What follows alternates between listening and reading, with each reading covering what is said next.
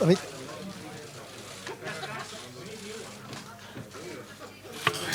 red. Boom. That's it. Okay, guys, we'll make a start. If the photographers can go to somewhere so we can make a start with the press conference. How much is a place in the first row? We're not swapping. Yes, sir. Can we pass the microphone down to the front row, please? There was a camera. see, no, it's like There we go. Wow. The big one. Okay, Vinny, just hang on 1 second till it all calms down. Till everyone. Okay, if we've got a bit of order in the room, we'll kick off. So people who would like to ask a question, yes, I'll come to you, sir, but we'll do the first couple round here. And if you could just raise your hand and we'll get round as many of you as we possibly can. If the photographers could please show a bit of patience for Jurgen so he can answer some questions, and Vinny will kick us off. Jurgen, while you don't have to make a decision now, are the indications that Firmino will be 100% ready to play tomorrow night? If Bobby is 100% ready to play, then he will maybe play. So he's here. He trained today. We have tomorrow another session, and then I have to make a decision. That's it. It's been raised a number of times today in the Barcelona news conferences and Sadio's just now as to whether the new camp is a temple of football. So with that in mind as well, what is the biggest challenge facing your side on the night? What's about?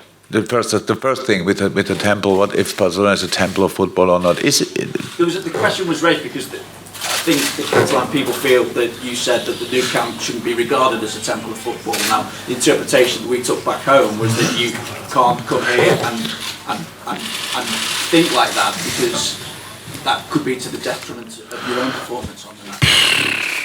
So that's such a poor game, journalists. I have to give like 500,000 interviews before a game like this, and you say something, then they pick a word out, and I say, "Oh, he said no temple of football." I say 500,000 positive things about Barcelona, and you try play that easy game and try to make a big thing. Not you, but all the others who make all this easy game. You say, come on. I'm a football fan much longer than I'm a supporter, and what can I say bad about this stadium? But it's still a stadium where we want to play football and want to play good football, and the best football we are able to play, and I think that's allowed, and that's why we try it. And what was the second part of your question? What is the biggest challenge then to you imposing yourselves when you come to a place like Nothing. We play in stadiums like this. That's how it is. It's maybe we will see. We never played here. We were here together watching a game 3 years ago when Barcelona played against Gladbach. So in this game, it was not really. They didn't play for the big stakes anymore. Barcelona was through, Gladbach was out. So it still was impressive. But of course, we know that if you're in this part of the world, then it's very emotional, and the better we are, the more emotional the atmosphere will be. So that's how it is, and it should be like that. So we accept that. That's a home advantage for Barcelona tomorrow, and we have a home advantage next Tuesday. So, and then we will see who could use the advantage more, and that's it. And we know that how difficult it is to play against Barcelona because of the quality they have, obviously. And all the questions, this is, before the press conference, it feels like I had already 20 interviews or so. It was not exactly that number, but not much less. And so it's not only about Messi, but of course it's about him as well. Yeah. And can we concentrate on Messi? We should. In a lot of moments, if you do it only, then there are 10 world-class players around which decide the game easily then. So it's not like this. They have a highest quality team. They are already Spanish champion. They want to win. Messi said before the season, we want to bring back this cup. That sounded already like a threat to me in that moment. So I think it should be really try to play then, all of us. Now we did it. Now we are here. And now I only can say we want to go to the final as well. We want to go there as well, and if we can show that tomorrow night, that would be cool. Okay. So with all that in mind, and the fact that they've not lost in Europe here for 6 years, and you've never won as a manager in Spain, what would it mean to you and to Liverpool to change both of those tomorrow? I never won as a manager in Spain.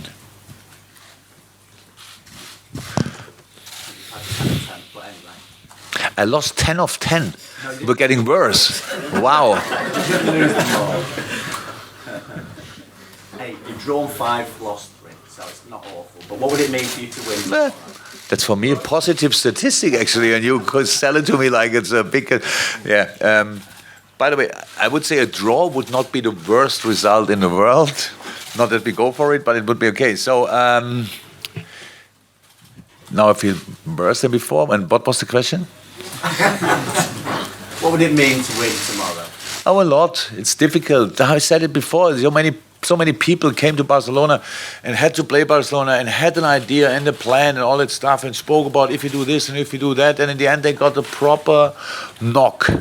Bang, good morning. But there were a few they could really cause them problems. We saw the game against Real Sociedad. They did really well. Levante did well now a couple of days ago. Of course, Barcelona, the better the opponent is, the better the competition is, the higher the stakes are, if you want, the more they are in. So, of course, now they are champions since last Saturday, and now they can completely focus on the Champions League. And that's, we will face them still. And anyway, I'm really looking forward to it. But it will be a tough job to do. Okay, we'll take a question from Ian, then we'll take a question from John from the BBC, and then we'll go around the guys who are our hosts from Barcelona, Spain. Hi, Jurgen. Just a very simple question. Does this competition now represent your best opportunity of winning a trophy this season? You think that's a very easy question? Well, it's a short question. Short is it? Yeah. I don't know. That's my answer. The logic being that the destiny in this competition is in your own hands. Still have to play against Barcelona, so it's not that it's a 100% chance. I would say. I think if you go to Vegas and throw $10 somewhere in, then I'm not sure how big the chances are then. But we have a chance in both competitions, and we have to play these games. I never got it that you always make these kind of things that a game is won before it's played.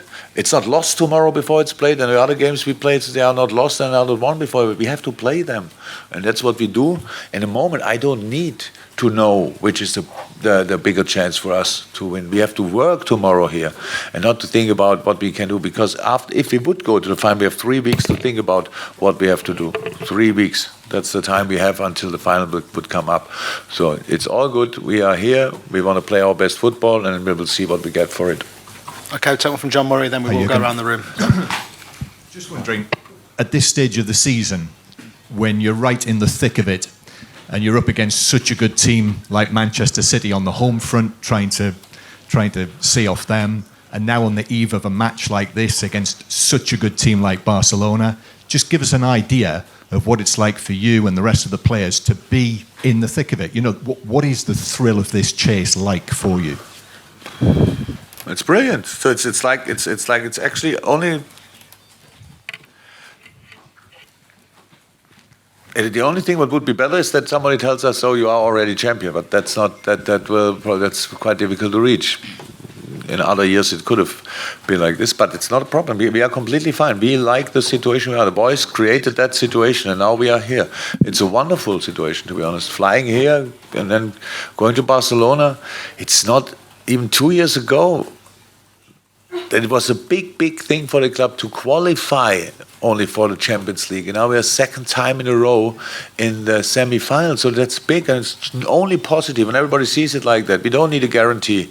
If we were to come here and would think, okay, it's only Barcelona, come on, we play that, and then we go home and concentrate on Newcastle. That would be nice, but it's not possible. So the competition is too big, and we like that. And we don't play against City at home. We play against Newcastle when we come home, and City against Leicester, I think. And so that's the thing. But nobody has to think about that game tomorrow. We only have to think about this game, and that would be probably a massive mistake if you play against Barcelona with 15 or 20% Newcastle in your mind. That doesn't work. So then you get a proper knock, and we want to avoid that.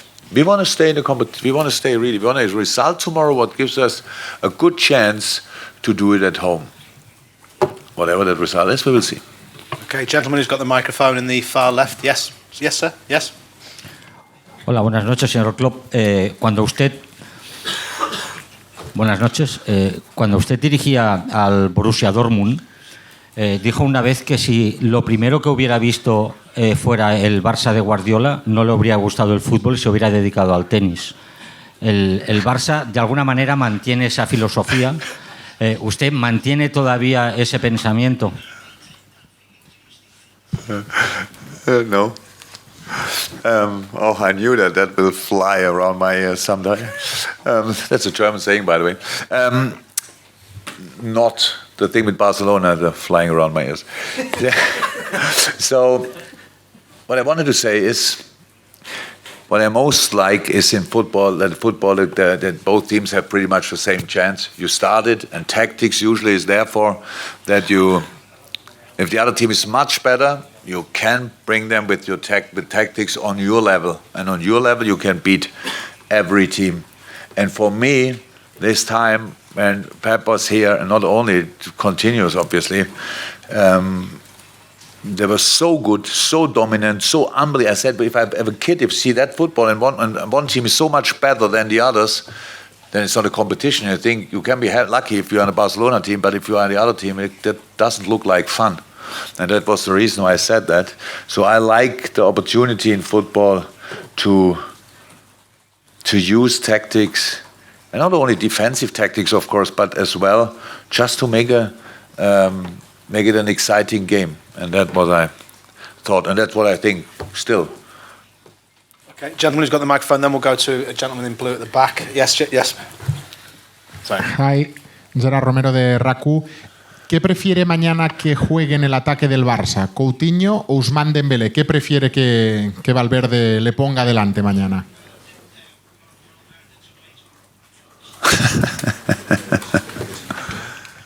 I'm happy to see Phil again. It's a while ago that I saw him, but apart from that, it's Mr. Valverde job to line up. I have enough to do with my own lineup, so I don't want to be involved in his lineup. Okay. Yes, sorry. We'll go to Andy at the front while we're trying to sort out. I think there's a few on the back row who would like to have the microphone for a question. A few more questions. Andy, first of all, from the guy. Jurgen, do Barcelona represent your most difficult opponent in Europe as Liverpool manager?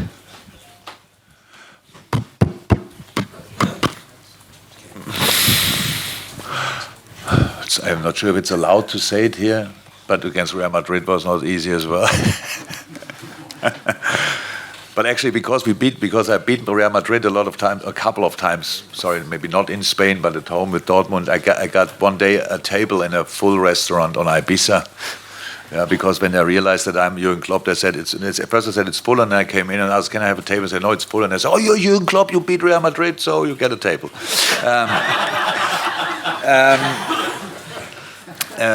So that was very difficult as well, to be honest. We have a lot of difficult games against Bayern. Come on, it's not easy. I know we always lose respect so quick when they don't perform constantly on highest level. So Barcelona is, for all managers in the world, one of the toughest games to play ever. But we have in the league Manchester City, and it's not a walk in the park when you play them. So we have a lot of difficult games to play, and this is another one. And it's not about... Actually, you don't want to avoid difficult games in football. You want to have them, because that means you play for something, and that's what we do. So it's not a problem. If we will be perfect tomorrow night, for sure not. That's not possible. Will we make mistakes? Oh yes. Will we suffer? Oh yes, 100%. Will there be moments where we have a chance? Oh, 100%. Do we use them? I hope so. That's what we try to do. We can feel completely free to play that game. I know that people make of it that we became better in the last couple of years, and Barcelona is maybe not here, but people say Barcelona is not a Barcelona anymore, whatever, with Xavi and Iniesta. It's a brilliant team here. And we are the first year a little bit, or the second year a little bit in contention. They are here for nearly 20 years. So it will be so difficult, but I couldn't be more excited about having the opportunity to play it, and that's what I hope I can transport to my players, that they feel the same, and then let's play football. Okay, last couple, we'll take a couple over there, but one at the back, and then we'll come down this side. Yes, gentlemen, I don't think we can see you, but if you can ask the question. Yes. Hola, aquí Santiago Valle para la cadena Ser los Fondos, Jurgen. Si usted tuviera que situar a Messi en un top 5 de jugadores de los mejores que nunca has visto, ¿en qué lugar estaría y quién serían sus acompañantes?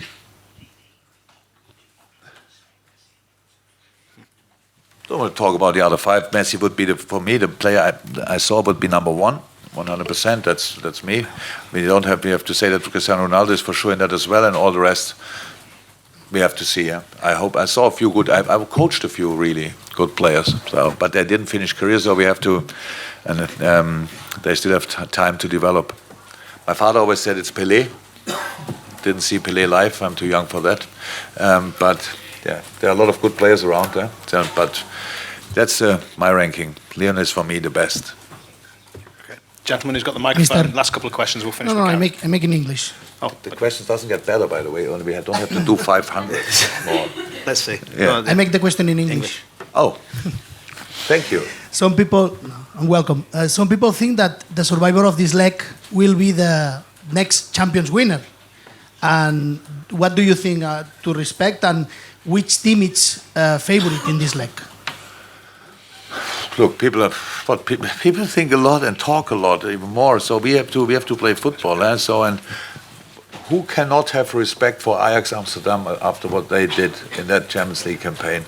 Does anybody think if they go through tonight or not next week, think, wow, thank God it's Ajax Amsterdam? Look, they are brilliant. They are absolutely brilliant. Tottenham is such a strong team. They had so difficult season and in the semi-final of the Champions League.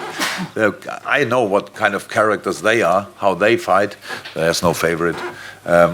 If Barca go through, maybe they are favorites.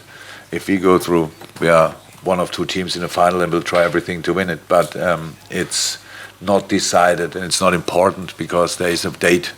And in Madrid, somebody will decide it, and then we know who it is. Okay. Last two gentlemen, the microphone. We'll finish with Gareth. Yeah. English? Or? No, Spanish, please. Sí, quisiera saber si han echado de menos a Coutinho en el Liverpool y cómo lo han hecho para rehacerse también sin él.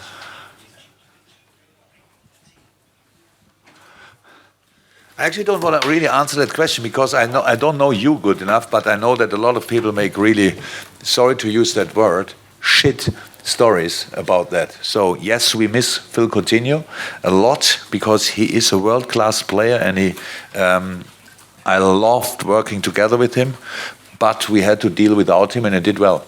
So that's all what I can say about that. We really did well. But when I first heard that he wants to go to Barcelona, I couldn't imagine that we were that good with it, but we did. All good. For both sides. Okay, final question, Gareth from the Anfield Road. Jurgen, you know how much the European Cup means to us in Liverpool. We talk about it all the time. We sing songs about it. There's flags about it.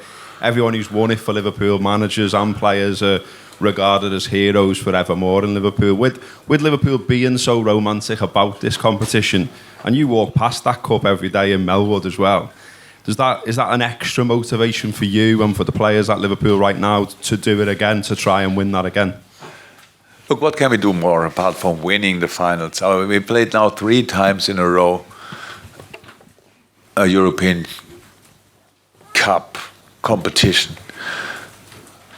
3 years, no, 1 year break. So in the first year we were part of the European League, went to the final, lost it. Sorry.